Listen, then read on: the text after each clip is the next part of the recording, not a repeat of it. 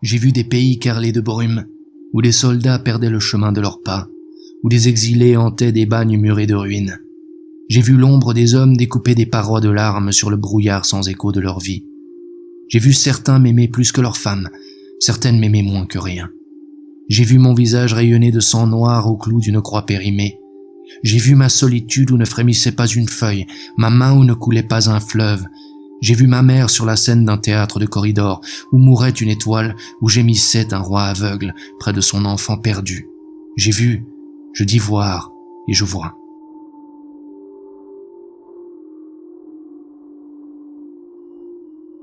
Une rivière nous sépare, le cours des années que je lui force à traverser sur le fil tendu de ma volonté, le fil de plusieurs vies que je comprends mal, le fil à se rompre le cœur.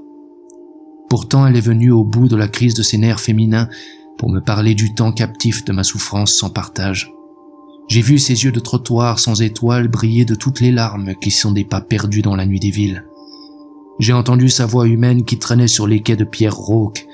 J'ai vu ce que je dis entendre et c'est la vérité. J'écris ces choses qui dépassent la vie d'un homme que je suis parfois. J'écris la vie humaine.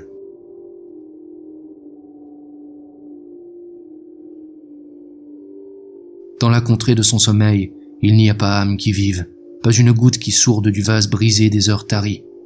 L'insomnie ne fait pas un pli au sable du désert, pas une ride au visage du sphinx impassible, figure de proue sculptée par le sourire de l'horizon, énigmatique promesse dans l'arène de cendres du vieux cirque solaire. Le sépulcre de l'être endormi disparaît sous les couches de cendres accumulées par les générations éteintes, dont chaque flot s'est abattu comme une vague de la mer s'abat au bord écumeux de la vague suivante dont elle semble la fumée. Au bord de ma cendre, je veille l'être endormi dans le sable du désert brûlant. Je veille au seuil de l'étendue monotone de mon corps, qui a perdu son secret en s'allongeant à perte de vue dans les sables du lit de la mer, baignant ses plages ultimes. Les paumes de mes deux mains qui reflètent l'une le ciel du matin, l'autre le ciel du soir, et pour cela sont les deux étoiles à 5 branches symétriques par rapport à l'axe de mon corps qui s'allonge à perte de vue dans l'étendue de son sommeil. À l'issue de quoi le dormeur s'éveillera, et l'homme se lèvera et marchera.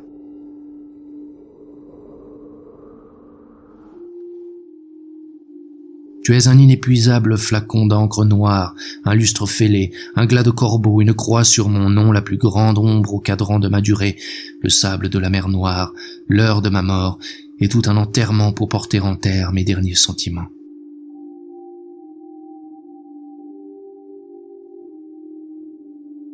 J'écris à la recherche du mot de passe, entre la lueur et la flamme, l'écorce du jour et l'arbre de la nuit, la voûte et la clé qui la soutient.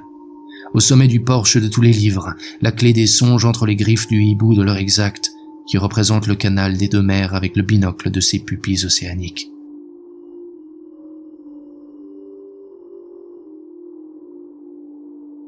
Le coquillage de mes oreilles accueillit le bruit de la mer au sein de l'onde du déluge. Eau qui vive à mon seuil, la voix du sang dans ton désert, voix d'eau qui sue sur le miroir parlant, ce psyché hanté où je mire mon esprit. Car j'étais prisonnier virtuel, ainsi que l'épi est sujet du grain de son blé. J'ai voulu fuir de toutes parts, et je n'étais que ma fuite lasse elle-même. Je me suis endormi au fond de ma présence et j'ai rêvé mon émancipation, ainsi que s'épanouit en épi le songe du grain.